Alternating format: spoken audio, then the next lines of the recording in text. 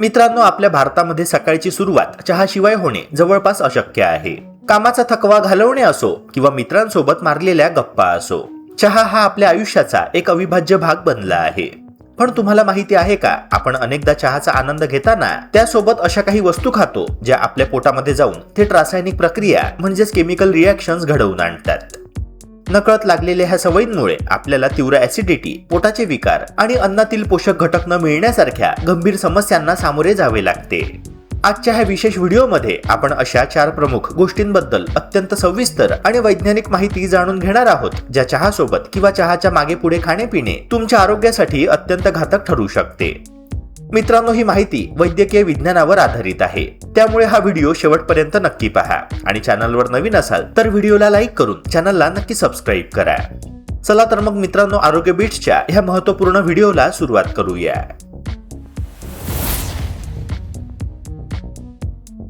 सकाळच्या नाश्त्यामध्ये चहा आणि त्यासोबत उकडलेली अंडी, आमलेट, पोहे किंवा कांद्याचे पदार्थ खाण्याची सवय अनेक लोकांमध्ये आढळते. या पदार्थांमध्ये भरपूर प्रमाणात प्रथिने, जीवनसत्वे आणि खनिजे देखील असतात, त्यामुळे ही जोडी अतिशय पौष्टिक वाटते. मात्र पोषणशास्त्रानुसार चहामध्ये असणारे काही घटक शरीरातील पोषक तत्वांच्या शोषणावर परिणाम करू शकतात.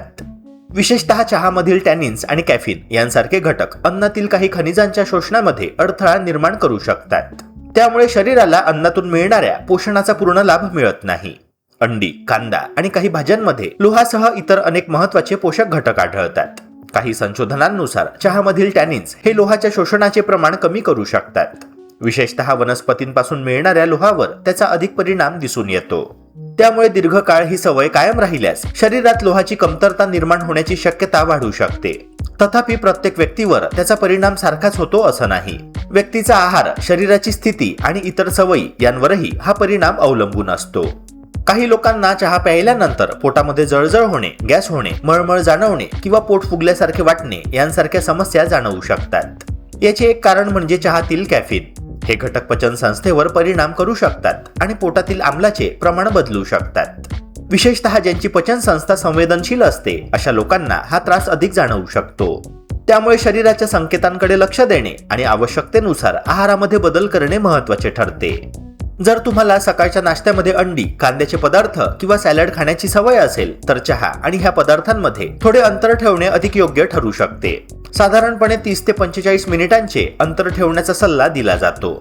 त्याचबरोबर चहाचे प्रमाण मर्यादित ठेवणे आणि संतुलित आहार घेणेही महत्त्वाचे आहे. लक्षात ठेवा की कोणताही पदार्थ स्वतःहून पूर्णपणे चांगला किंवा वाईट नसतो. त्या पदार्थांचे प्रमाण, सेवन करण्याची वेळ आणि त्यासोबत खाल्ले जाणारे अन्न ह्या सर्व गोष्टी आरोग्यावर परिणाम करत असतात.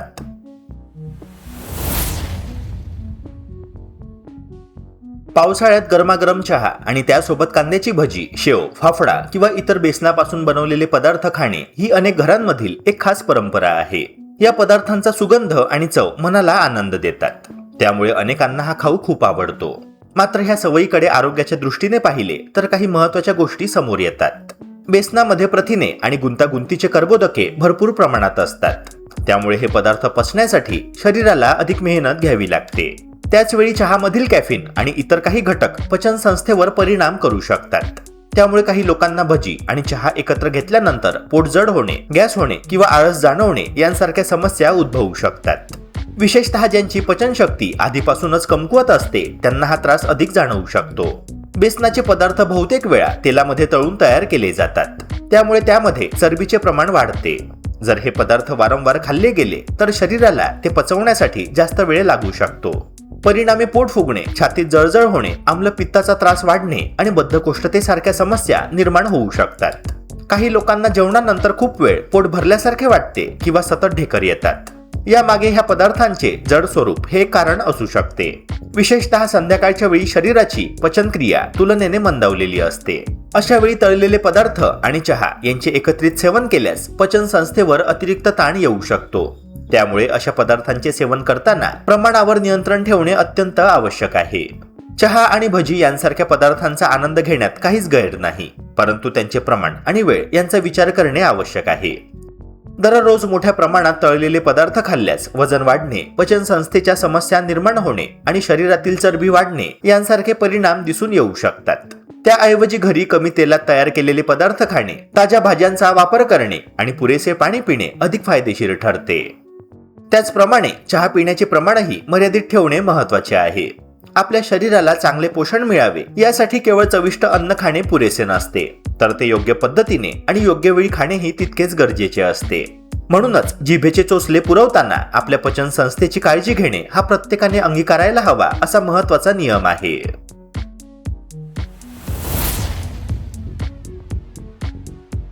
अनेकांना चहा पिण्यापूर्वी, चहा पिताना किंवा चहा पिल्यानंतर लगेच पाणी पिण्याची सवय असते. विशेषतः उन्हाळ्यात किंवा पावसाळ्यात काही लोक गरम चहासोबत थंड पाणी पिणे पसंत करतात. ही सवय साधी वाटत असली तरी आरोग्याच्या दृष्टीने तिच्याकडे थोडे काळजीपूर्वक पाहण्याची गरज आहे.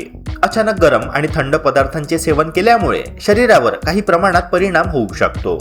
विशेषतः दात, घसा आणि पचनसंस्था यांच्यावर त्याचा प्रभाव पडू शकतो. मात्र प्रत्येक व्यक्तीच्या शरीराची प्रतिक्रिया वेगवेगळी असते. त्यामुळे एखाद्या व्यक्तीला कोणताही त्रास जाणवत नसला तरी दुसऱ्या व्यक्तीला अस्वस्थता जाणवू शकते. काही लोकांना चहा पिल्यानंतर लगेच पाणी प्यायल्यामुळे पोट फुगल्यासारखे वाटते, गॅस होतो किंवा छातीमध्ये जळजळ जाणवते. याचे कारण म्हणजे पचन संस्थेला अचानक बदललेल्या तापमानाशी जुळवून घ्यावे लागते. त्याचप्रमाणे गरम चहा आणि थंड पाणी यांच्यातील तापमानातील मोठा फरक दातांच्या बाहेरील थरावर परिणाम करू शकतो. त्यामुळे काही व्यक्तींमध्ये दातांची संवेदनशीलता वाढल्याचे दिसून येते.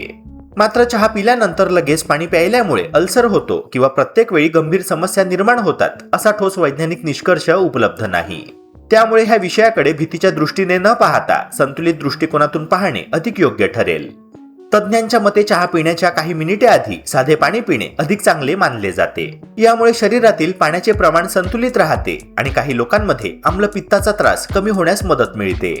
त्याचबरोबर चहा पिल्यानंतर लगेच खूप थंड पाणी पिणे टाळणे अधिक योग्य ठरते. त्याऐवजी काही वेळ थांबून सामान्य तापमानाचे पाणी प्यावे. अशा छोट्या सवयी आपल्या पचन संस्थेचे आणि दातांचे आरोग्य चांगले ठेवण्यास मदत करू शकतात. लक्षात ठेवा की निरोगी राहण्यासाठी केवळ काय खावे हे महत्त्वाचे नसते, तर ते कधी आणि कसे खावे हे देखील तितकेच महत्त्वाचे असते.